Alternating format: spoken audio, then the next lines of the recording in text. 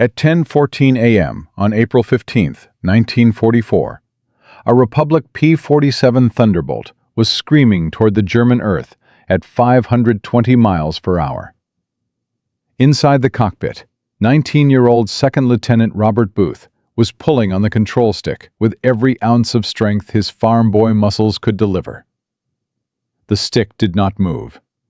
It felt like it had been welded to the floor. The nose of his 17,000-pound fighter remained pointed straight down, locked on a trajectory that would terminate in a muddy field outside Hanover in exactly 12 seconds. His altimeter was unwinding with terrifying speed. 15,000 feet, 12,000 feet, 10,000 feet. The Pratt & Whitney engine was screaming. The rivets on the canopy frame were rattling like machine gun fire. Robert Booth was about to become another statistic, another name on the growing list of American pilots killed by a phenomenon they barely understood. But in the next 8 seconds, this terrified teenager would accidentally discover a maneuver that military engineers had failed to solve for 3 years. A maneuver that would save hundreds of lives. A maneuver that would change aviation forever. And he would do it by grabbing the wrong lever. Let me take you back to understand how we got here. By early 1944, the United States Army Air Forces had a serious problem. Their heavy fighters were dying in droves, and the Germans were not even pulling the trigger. The P-47 Thunderbolt was the heaviest single-engine fighter of World War II. Fully loaded, it weighed over 17,000 pounds. It was powered by a massive 2,000-horsepower Pratt & Whitney R2800 double WASP engine. American pilots loved the Jug, as they called it. It was tough, it was fast. It could absorb incredible punishment and still bring its pilot home. But it had one fatal flaw that the Luftwaffe had learned to exploit with devastating effectiveness. The problem was called compressibility. When a P-47 entered a steep dive and accelerated past 450 miles per hour, something terrifying happened. The air flowing over the thick wings began to approach the speed of sound. Shockwaves formed on the upper surfaces. These shockwaves disrupted the airflow over the tail section, trapping the elevators in a vacuum of dead air. The center of lift shifted rearward, creating a massive nose-down moment that no amount of pilot strength could overcome. The controls locked solid. The stick became immovable. The rudder pedals froze. The mighty Thunderbolt transformed into a 17,000-pound lawn dart, and there was absolutely nothing the pilot could do about it. German pilots knew this. The Luftwaffe had developed a standard tactic to kill American fighters without firing a single bullet. When a P-47 got on their tail, they would simply roll over and dive. The lighter German Focke-Wulf 190s could pull out of high-speed dives easily. Their aircraft were designed differently, with thinner wings and better high-speed control characteristics. But the heavy American Jugs would follow them down, hit the compressibility wall, and auger straight into the ground. It was a physics trap, and American pilots were flying into it day after day. The numbers were catastrophic. In the first 4 months of 1944, the 8th Air Force lost over 200 P-47s to non-combat causes. Intelligence officers estimated that at least 40% of these losses were directly attributable to compressibility-related crashes. Pilots who survived close calls described the same nightmare. The controls locking up, the ground rushing toward them, the helpless feeling of being trapped in a metal coffin falling from the sky. The official guidance from headquarters was almost laughably inadequate.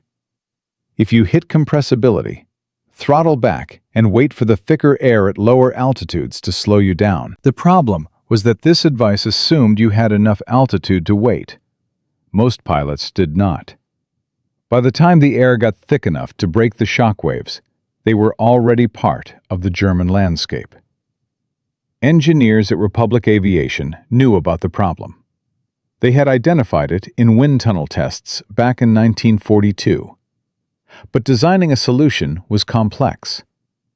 Adding dive brakes to the airframe would require a complete redesign. Modifying the tail surfaces would take months of testing. The war could not wait for perfect engineering. Pilots needed a solution now. But nobody could figure one out. Nobody, except a terrified 19-year-old kid from Pennsylvania who was about to make the mistake of his life. Robert Lee Booth was not a test pilot. He was not an ace. He was not even a particularly experienced aviator. He was a farm boy from outside Allentown who had grown up fixing tractors and dreaming about airplanes.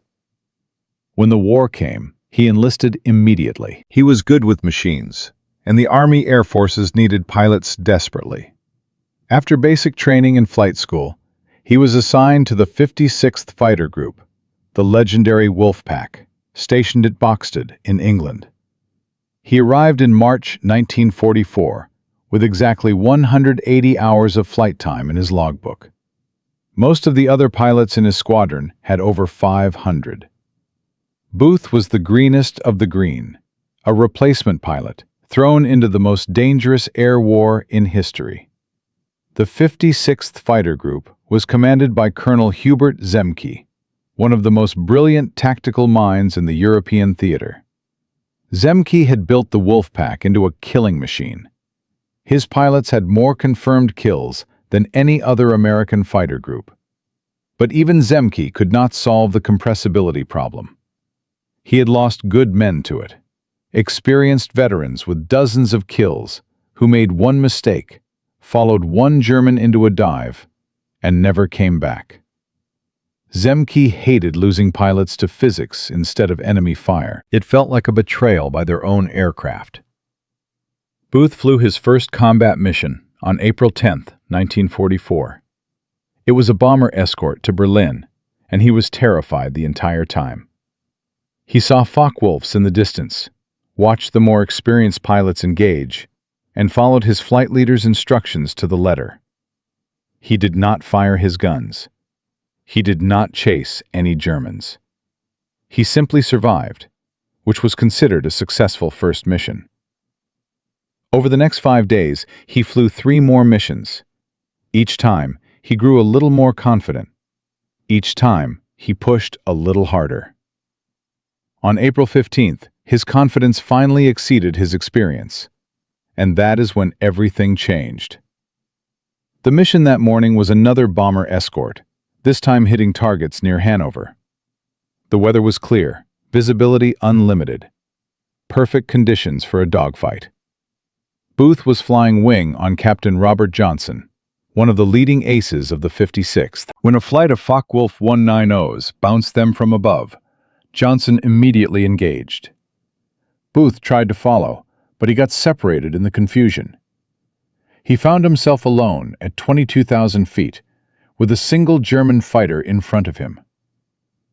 The German pilot saw the lone American and made a decision. He rolled his aircraft inverted and pulled into a vertical dive. It was the standard Luftwaffe escape maneuver. Dive away, let the heavy jug hit compressibility, and climb back up to safety while the American pilot crashed. Booth should have broken off. Any experienced pilot would have recognized the trap. But Booth was not experienced. He was a 19-year-old kid with 5 days of combat experience and a burning desire to prove himself. He pushed his nose down and followed the German into the dive. At 350 miles per hour, he began to gain on his target. At 400 miles per hour, the vibration started. At 450 miles per hour, the controls began to stiffen. By the time his airspeed indicator passed 500, the stick was completely frozen. Booth was trapped. The German pilot pulled out easily at 10,000 feet and probably assumed the American was already dead. He would have been right, except for what happened next. Booth's hands scrambled around the cockpit, searching desperately for anything that could save him. He needed drag. He needed to slow down. The P-47 did not have dive brakes, but it had flaps. If he could drop the flaps, maybe the drag would break the shock waves. His hand reached for the yellow flap lever on the left side of the cockpit. But the aircraft was shaking so violently that his vision was blurred. His fingers missed by 3 inches. Instead of the flap lever, he grabbed the landing gear handle. In the P-47 technical manual, there was a warning printed in bold red letters. Do not extend landing gear above 200 miles per hour. At high speeds, the hydraulic system could not overcome the air pressure. The gear would either fail to extend or, worse, the force of the wind would rip the gear doors off, twist the wings, and disintegrate the aircraft. Booth was doing 520 miles per hour, more than double the maximum limit. He did not know this. He did not care. He was going to die in seconds anyway. He slammed the lever down. What happened next defied every engineering calculation Republic Aviation had ever made. The hydraulic system engaged. The massive gear doors hit the slipstream and acted like giant air brakes. The drag coefficient of the aircraft quadrupled in an instant. The P-47 did not just slow down. It felt like it had hit a brick wall.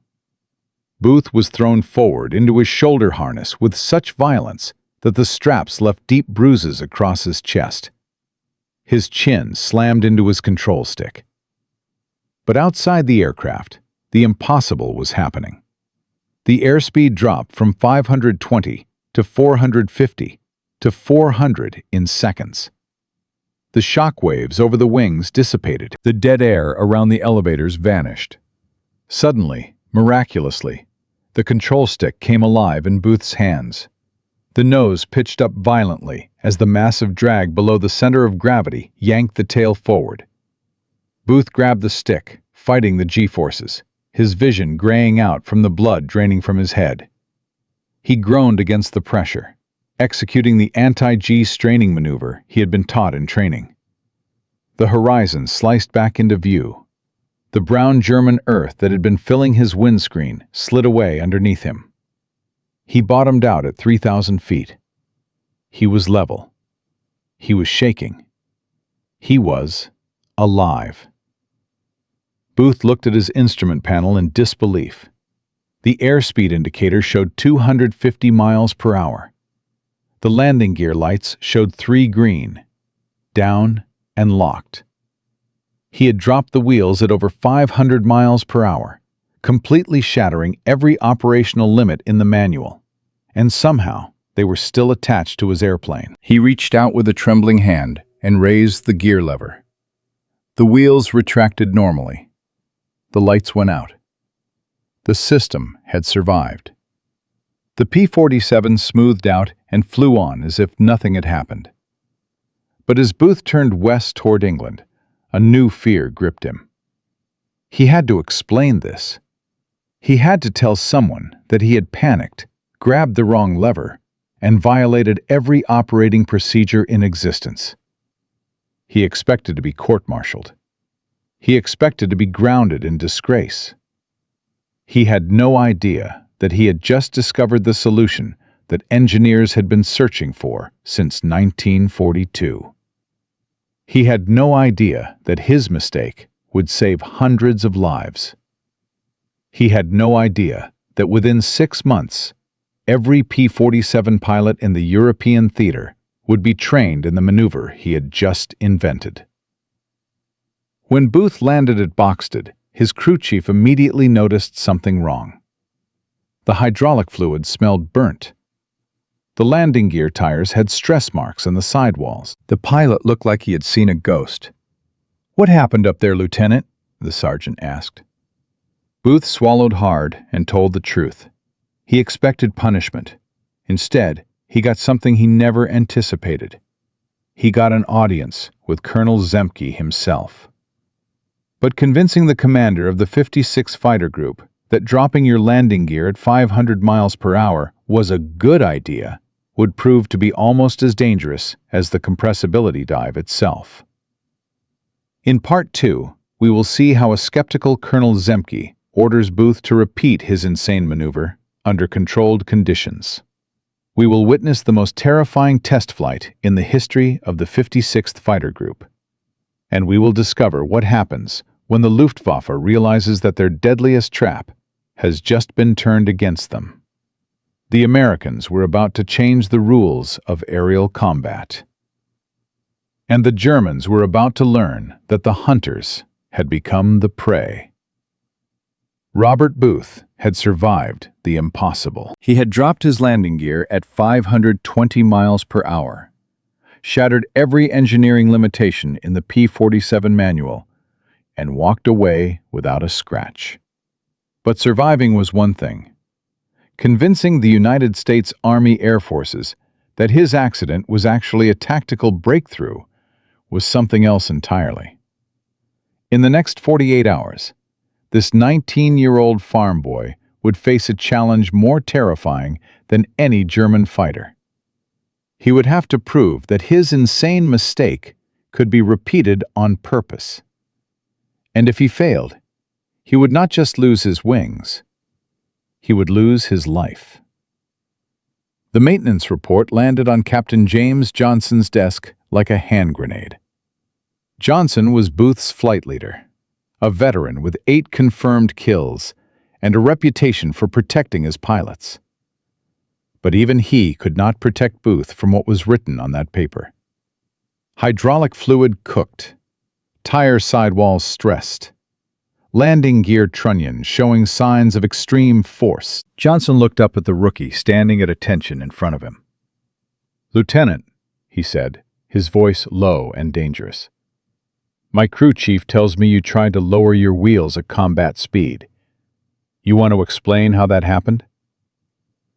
Booth told him everything.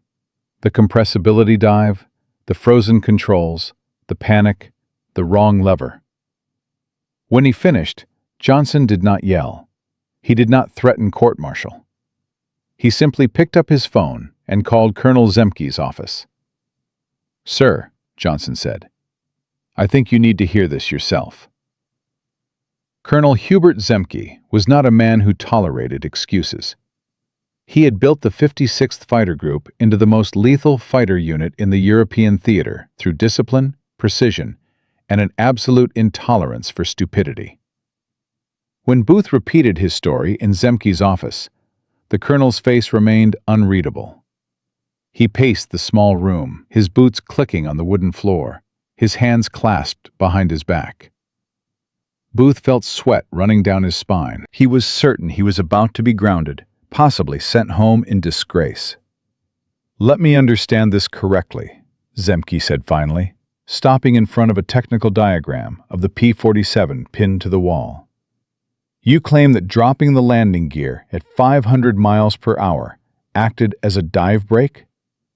You claim that it broke the compressibility lock and restored elevator control? And you claim the aircraft is still flyable?" "Yes, sir," Booth managed. Zemke turned to face him. His eyes were cold, calculating. "The Republic Aviation Manual says the gear will fail above 200 miles per hour. You exceeded that by 300%. Either the manual is wrong, or you are lying." Booth felt his throat tighten. He was not lying. He knew what had happened. But how do you convince a colonel that everything the engineers believed was wrong? "Sir," Booth said, his voice barely above a whisper, "I am not lying. I can prove it." Zemke raised an eyebrow. "How?" Booth took a deep breath. He knew what he was about to say could end his career or his life. "Put me back in that plane, sir. Let me do it again." The room went silent. Even Johnson looked shocked. Zemke stared at Booth for a long moment. Then he turned to his engineering officer, Major David Schilling, who had been listening from the doorway. "Dave," Zemke said, "is this even theoretically possible?" Schilling pulled a slide rule from his pocket. He had been running calculations since Johnson's phone call. "Theoretically, Colonel," he said slowly, "the main wheels are 42 inches wide. The gear doors are flat steel plates. If you drop them into a 500-mile-per-hour slipstream, the drag coefficient increases by approximately 400%.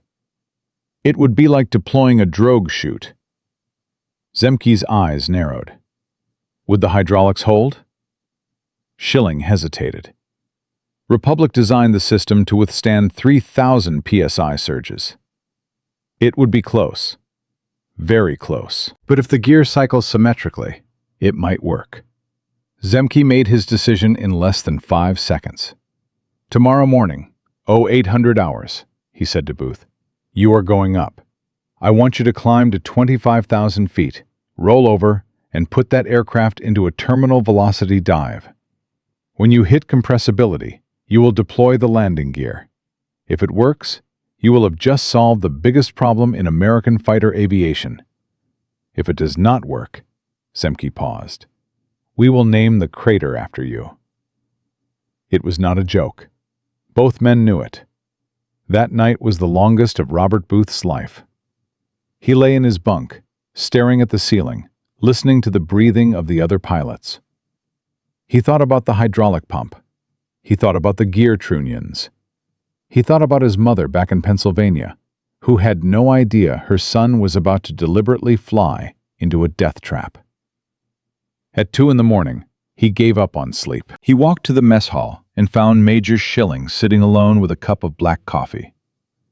The engineering officer looked up. "Could not sleep either?" Booth shook his head. Schilling poured him a cup. "We reinforced the seals on your bird tonight," the major said. "We also mounted a camera in the gun bay.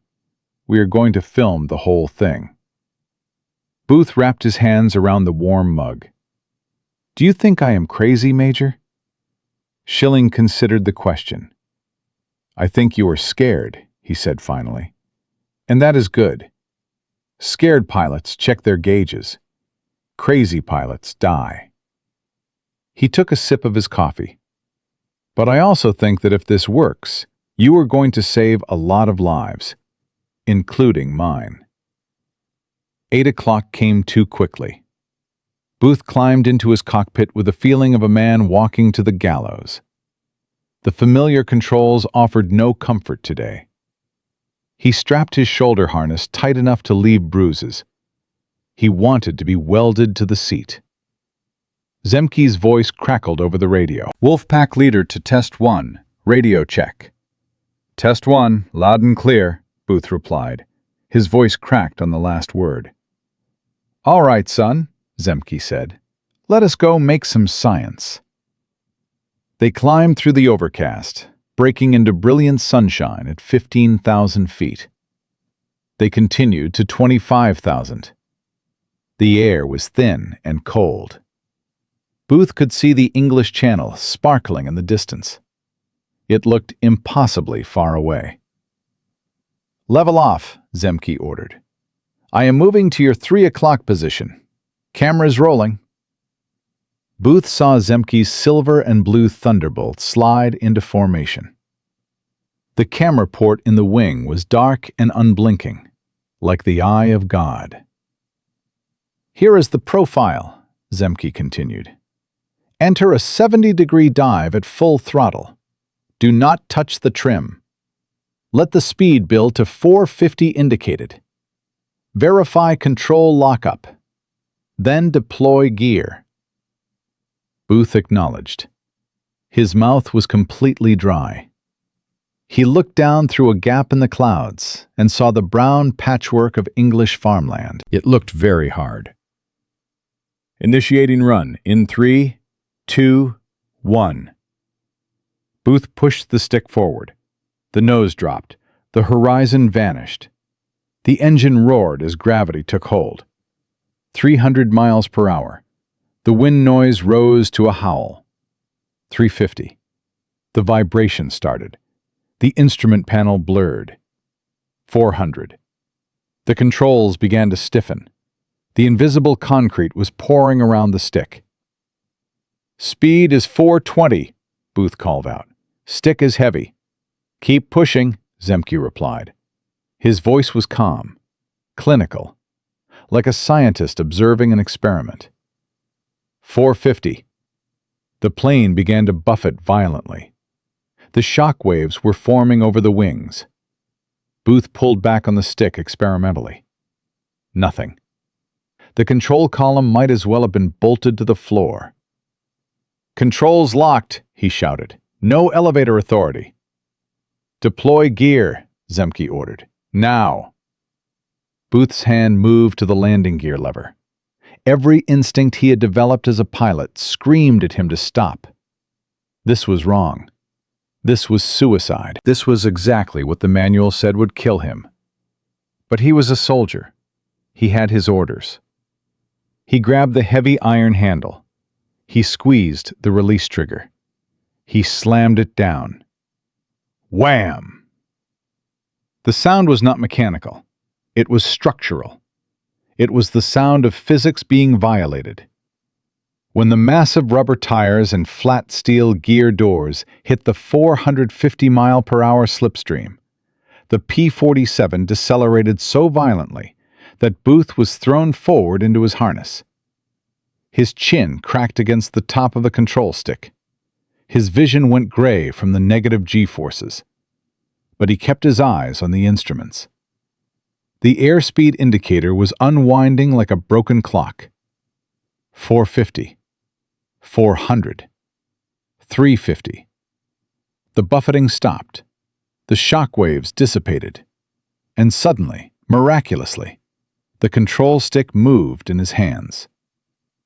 Recovery! Booth screamed into his oxygen mask. I have control! He hauled back on the stick. The massive Thunderbolt groaned under the stress, the wings flexing, the airframe protesting. But it flew. It bottomed out at 12,000 feet in a crushing high-G arc. Booth's vision tunneled from the blood draining from his head, but he held on. When the horizon stabilized, he was level. He was alive. Test 1, Zemke's voice came over the radio. There was something in it that Booth had never heard before. Something like wonder. Looking at your underside, gear doors still attached, struts look straight, no hydraulic leaks visible. You did it, son. You actually did it. The next morning, the dynamics of the 56th Fighter Group flipped upside down. Usually the veterans taught the rookies how to survive. Today, a 20-year-old farm boy with 0 kills was teaching the masters. Booth stood in front of a chalkboard, explaining the physics to men whose photographs appeared in newspapers back home. The key, he said, is not to hesitate. If you wait until 500 indicated, the hydraulics might not overcome the air pressure. You have to drop them the moment you feel the stick freeze. Within 2 weeks, every pilot in the 56th had been trained in the gear brake maneuver. Within a month, the technique had spread to the 4th Fighter Group and the 78th. Compressibility casualties in the 8th Air Force dropped by 18% in 30 days. But across the English Channel, the Luftwaffe had no idea the rules had just changed. German pilots were still using the split S dive to bait American fighters into fatal compressibility traps. They were still counting on physics to do their killing for them.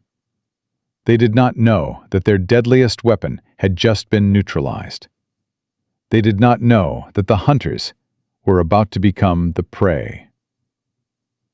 In Part 3, we will witness the first time a German pilot realizes his escape maneuver no longer works. We will see the moment when Luftwaffe intelligence begins to panic, and we will discover what happens when the Third Reich decides that the secret of the gear brake maneuver must be stolen at any cost. The Americans had changed the war. Now the Germans were coming to find out how. A terrified 19-year-old farm boy had grabbed the wrong lever. That mistake became a test flight. That test flight became a doctrine. And that doctrine was about to become a nightmare for the Luftwaffe. By May 1944, Every P-47 pilot in the 8th Air Force knew the gear brake maneuver. Compressibility casualties had dropped by 18% in 30 days. American fighters were no longer falling out of the sky like broken toys. But across the English Channel, German intelligence had noticed something strange. American pilots were surviving dives that should have killed them. And the Third Reich was about to discover that their deadliest trap had been turned into a weapon. Oberstleutnant Werner Molders was the intelligence officer for Jagdgeschwader 26, one of the elite fighter wings defending occupied France. In late April 1944, he began receiving reports that made no sense. Pilots were returning from combat missions with impossible stories. "The Americans are not dying," one veteran reported. "I put a Thunderbolt into a vertical dive from 20,000 feet. I pulled out at 3,000. The American should have hit the ground. Instead, he was behind me when I leveled out. He shot my wingman."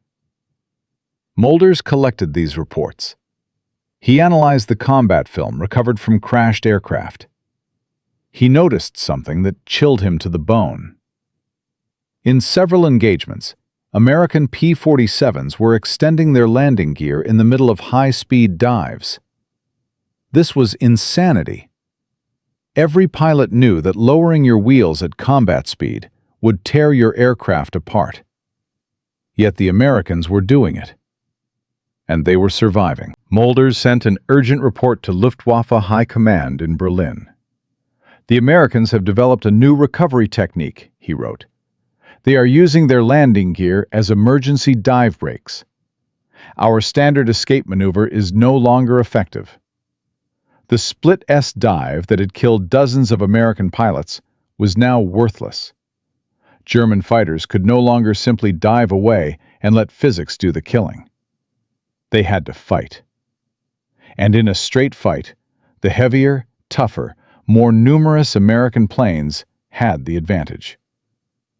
The response from Berlin was immediate. "Find out how they are doing it. Find out if we can copy it. And find out how to counter it." German engineers examined the problem and reached a disturbing conclusion. The technique could not be easily copied. The Focke-Wulf 190 had a different landing gear design, with smaller wheels and weaker hydraulics. Attempting the American maneuver in a German fighter would almost certainly result in structural failure. The Luftwaffe was trapped. Their best escape tactic had been neutralized, and they had no equivalent countermeasure. Losses began to mount. In May 1944, Jagdgeschwader 26 lost 14 pilots in combat with American fighters. In April, they had lost 8. The casualty rate had nearly doubled in 30 days. Experienced veterans who had survived years of combat were being shot down by pilots they should have easily escaped. But this was not the only problem the Americans faced. As the gear brake maneuver spread across the 8th Air Force, an unexpected crisis emerged. On May 12th, a P-47 from the 78th Fighter Group attempted the maneuver during a combat dive over Belgium. The pilot did everything correctly. He waited for compressibility lockup. He deployed the gear at the right moment. The aircraft slowed exactly as expected. But when he tried to retract the wheels after recovery, nothing happened. The hydraulic pump had failed. The pilot nursed his crippled Thunderbolt back to England with the wheels hanging down, burning fuel at an alarming rate, unable to exceed 200 miles per hour. He made it home, but barely. 3 days later, it happened again. Another pilot, another failed retraction. This time, the aircraft ran out of fuel over the channel. The pilot bailed out and was rescued by Air-Sea Rescue, but the plane was lost. Republic Aviation launched an urgent investigation. The problem was clear. The gear brake maneuver placed enormous stress on the hydraulic system. Seals that were designed to last hundreds of cycles were failing after just a few high-speed deployments. The fix was simple, but time-consuming. Every P-47 in the theater needed upgraded seals and reinforced hydraulic lines. That meant grounding aircraft, pulling maintenance crews from other duties, and sourcing parts that were already in short supply. Some commanders began to question whether the maneuver was worth the trouble. Colonel Zemke defended the technique fiercely. "We have reduced compressibility deaths by 18%, he told a meeting of group commanders. Yes, we are losing some aircraft to hydraulic failures, but we are saving pilots. Pilots can fly new aircraft. New aircraft cannot fly themselves." The debate was settled on May 21, 1944, during a mission that would become legend in the 56th Fighter Group. The target was a Luftwaffe airfield near Reims, France. Intelligence reported the JG-26 had concentrated over 40 fighters there in preparation for the expected Allied invasion. The mission was simple: destroy as many German aircraft as possible before they could threaten the invasion beaches. Colonel Zemke led the attack personally. 48 P-47 Thunderbolts crossed the channel at dawn, flying low to avoid radar detection. They climbed to 22,000 feet over the French coast, then turned south toward Reims. The Germans were waiting. Oberleutnant Karl Heinz was scrambled with 12 Focke-Wulf 190s to intercept the American formation. Heinz was a veteran with 34 confirmed kills. He had been briefed on the American landing gear trick, but he did not believe it would work in actual combat. It was one thing to perform a maneuver in a test flight. It was another thing entirely to do it while someone was shooting at you. He positioned his flight above the Americans and waited for the perfect moment. When the P-47s began their strafing runs on the airfield, Heinz attacked from above.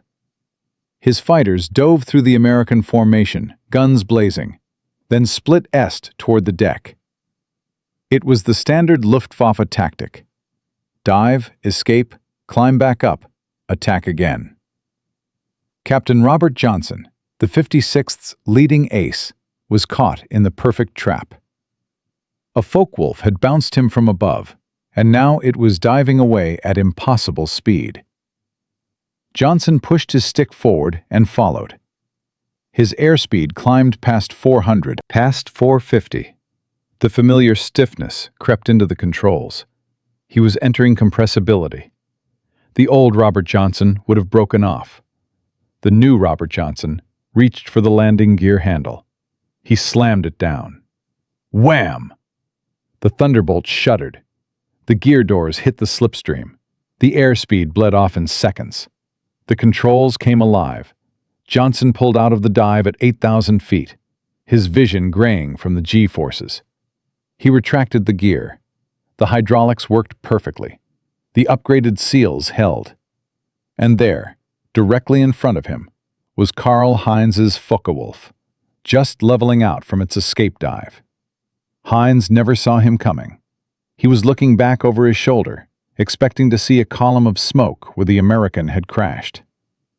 Instead, he saw 8 .50 caliber machine guns pointed at his cockpit. Johnson opened fire. The Focke-Wulf disintegrated. The battle over Reims lasted 11 minutes. The 56th Fighter Group destroyed 9 German fighters in the air and 14 more on the ground. They lost 2 aircraft, both to anti-aircraft fire. Not a single P-47 was lost to compressibility.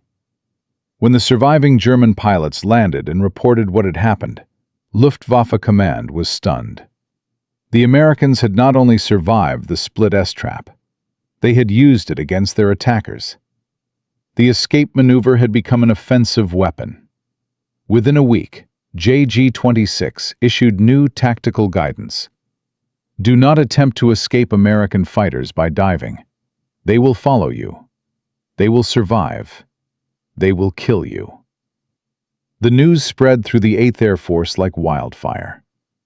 Pilots who had been skeptical of the gear brake maneuver became instant converts. Requests for the hydraulic upgrades flooded maintenance depots.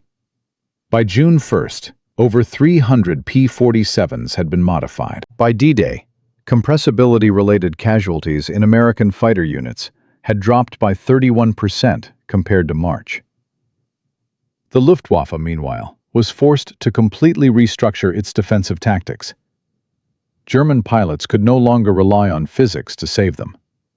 They had to stand and fight against an enemy with superior numbers, superior firepower, and now, superior survivability. The skies over France were becoming a death trap for the Third Reich. Robert Booth watched all of this from the ground. He had flown a few more combat missions after his famous test flight, but Zemke had quietly pulled him from the rotation. "You are too valuable to lose," the colonel told him. "If something happened to you, the men would think the maneuver was cursed." So Booth spent the summer of 1944 teaching other pilots how to survive. He stood in front of chalkboards. He drew diagrams. He answered the same questions over and over. He watched other men become aces using the technique he had discovered by accident. He never complained. He never asked for recognition. He was just a farm boy who had grabbed the wrong lever. But the war that had almost killed him was now being won, in part, because of his mistake. By August 1944, the gear brake maneuver was no longer a secret trick. It was standard doctrine, printed in official training manuals, taught at flight schools back in the United States. The name Robert Booth appeared nowhere in these documents. The technique was simply called the Emergency Gear Extension Recovery Procedure. Bureaucracy had erased the human element, as bureaucracy always does. But the pilots knew.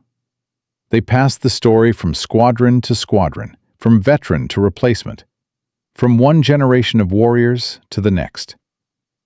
"Did you hear about the kid who grabbed the wrong lever? Yeah, he saved all our lives." The war in Europe would end in May 1945. Robert Booth would survive to see it. But what happened to him after the last gun fell silent is a story that almost no one knows. A story of a hero who disappeared into obscurity. A story of recognition that came 40 years too late. And a story of a legacy that is still flying today, every time a jet fighter deploys its speed brakes. In Part 4, we will discover what happened to Robert Booth when he took off his uniform.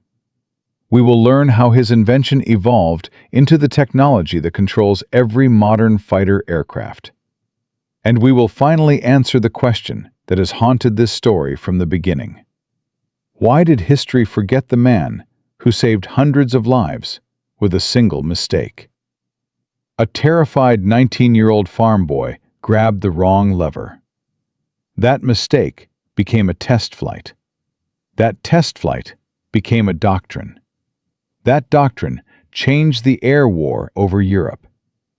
By the summer of 1944, the gear brake maneuver had saved hundreds of American pilots from compressibility deaths. It had neutralized the Luftwaffe's deadliest trap. It had helped secure Allied air superiority over France in time for D-Day. Robert Booth had accidentally invented one of the most important survival techniques in aviation history. But here is the twist that no one expected.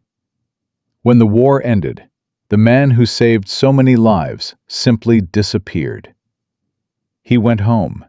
He took off his uniform, and he spent the next 40 years fixing tractors while history forgot his name. This is the story of what happened after the guns fell silent, and it is the part of this tale that almost no one knows. The war in Europe ended on May 8, 1945. Robert Booth was 20 years old. He had flown 37 combat missions over occupied Europe.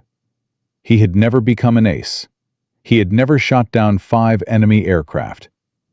His official kill count was 2 confirmed and 1 probable.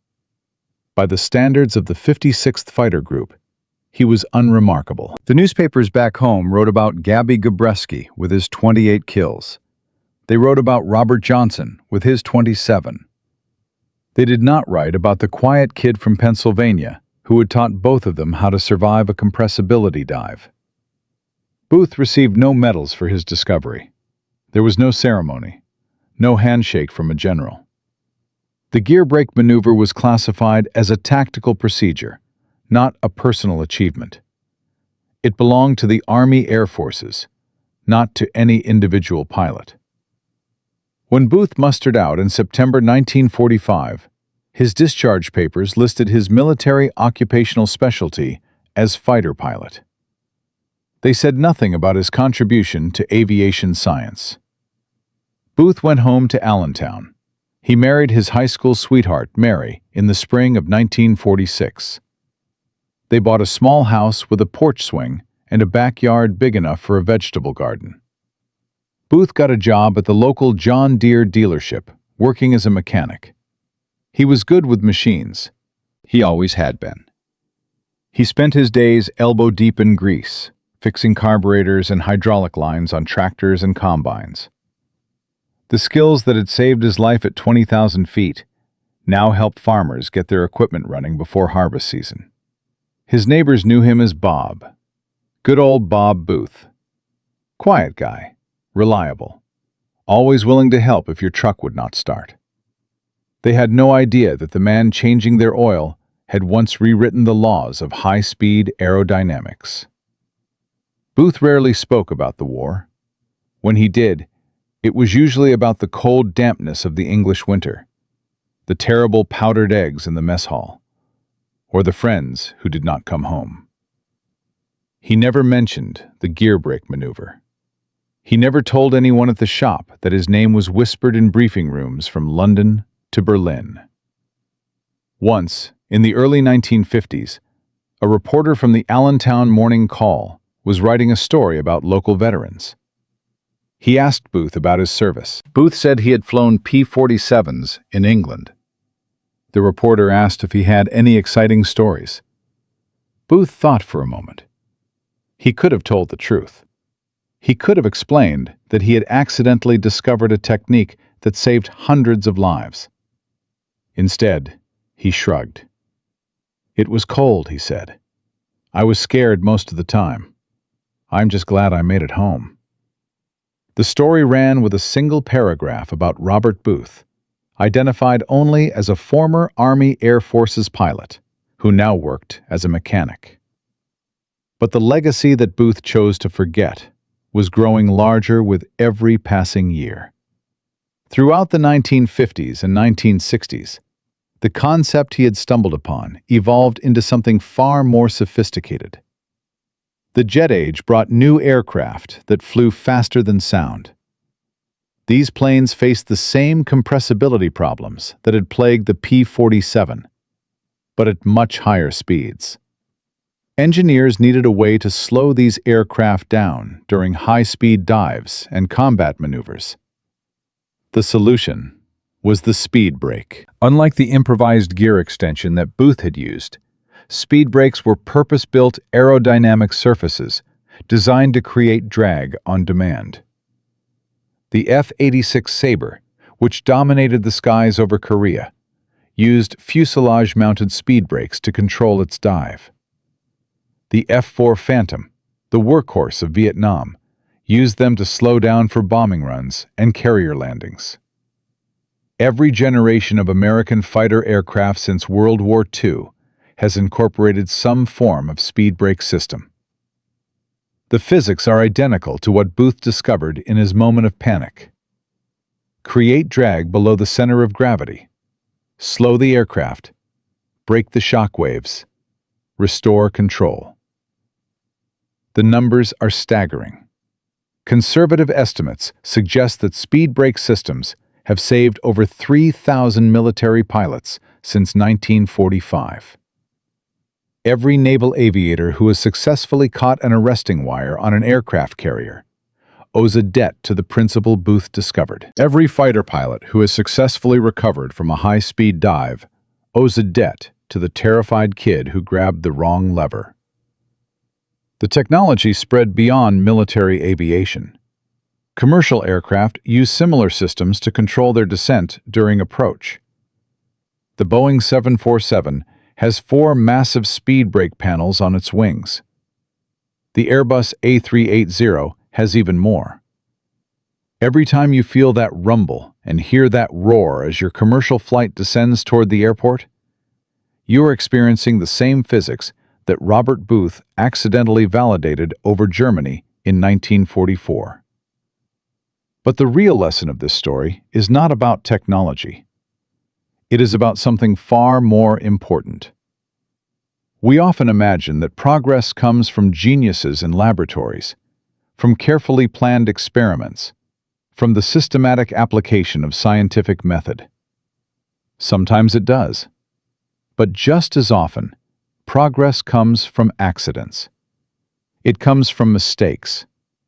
It comes from terrified people doing the wrong thing for the right reasons. Penicillin was discovered because Alexander Fleming forgot to clean his petri dishes before going on vacation. The microwave oven was invented because a Raytheon engineer noticed that a candy bar in his pocket had melted while he was working on radar equipment. X-rays were discovered by accident. Vulcanized rubber was discovered by accident.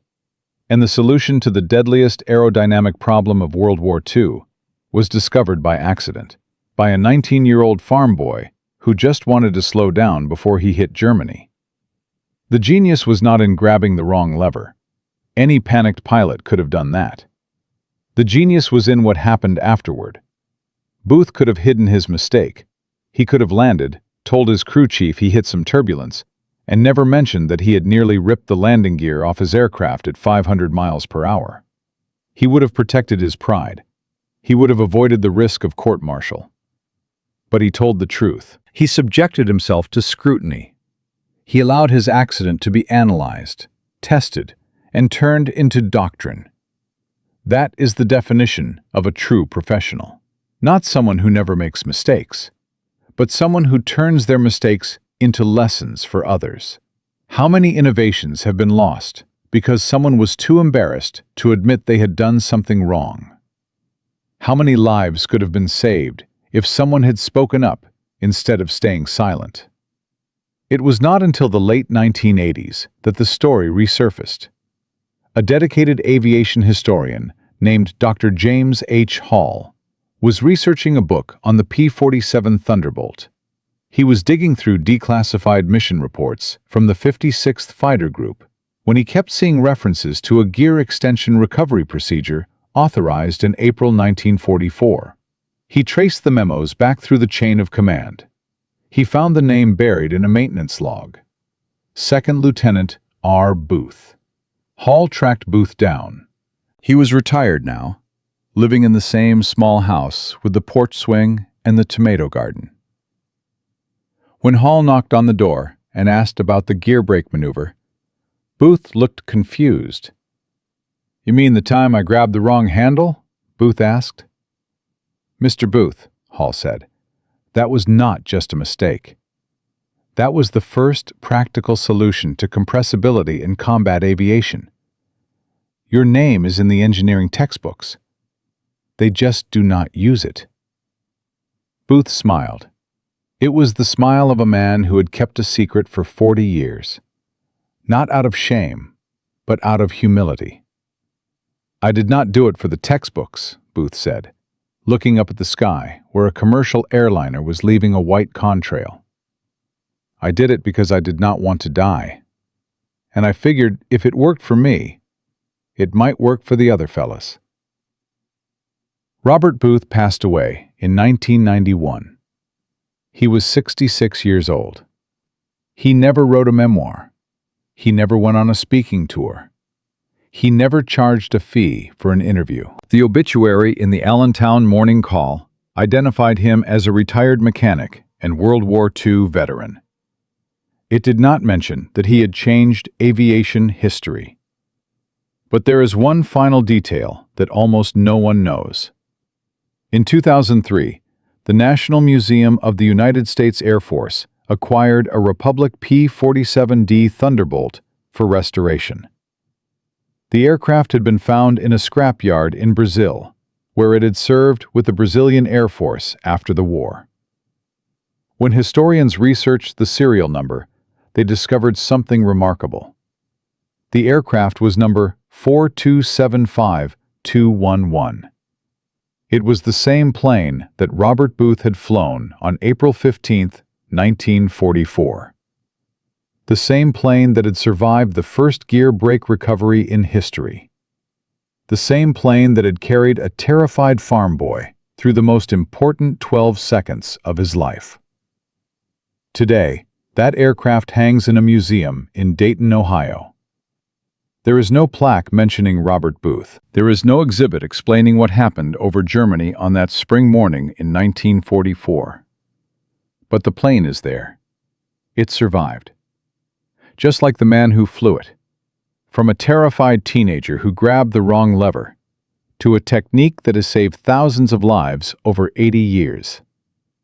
Robert Booth proved that innovation does not require genius. It requires honesty. It requires the courage to admit your mistakes and the wisdom to learn from them. The next time you see a fighter jet pop its speed brakes, or feel a commercial airliner slow down for landing, remember the farm boy from Pennsylvania. Remember the 12 seconds that should have killed him. Remember the lever he grabbed by accident, and the lives he saved on purpose. We believe that history is not just written by generals and presidents. It is written by mechanics and farm boys, by teenagers and accidents, by the ordinary people who do extraordinary things when no one is watching. If you believe Robert Booth's story deserves to be remembered, share this video. If you know another forgotten hero from World War II, tell us in the comments. And if you want to discover more stories like this, stories that were almost lost to history, subscribe and turn on notifications. Because sometimes the most important moments in history are the ones that almost no one saw. And sometimes the greatest heroes are the ones who never wanted to be remembered at all.